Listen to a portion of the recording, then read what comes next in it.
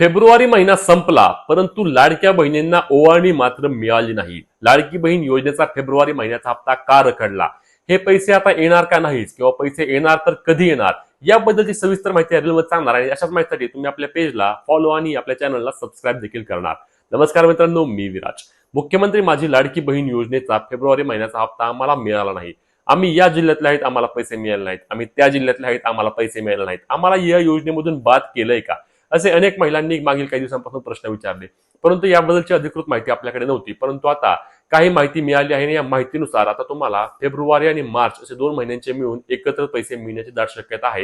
हे पैसे तुम्हाला मार्च महिन्याच्या पहिल्या आठवड्यामध्ये, म्हणजेच की अधिवेशनाच्या आधी तुम्हाला जमा होतील. 10 मार्चच्या आधी हे पैसे जमा होण्याची दाट शक्यता आहे आणि हे पैसे फेब्रुवारी आणि मार्च असे 2 महिन्यांचे मिळून 3,000 रुपये जमा केले जाऊ शकतात.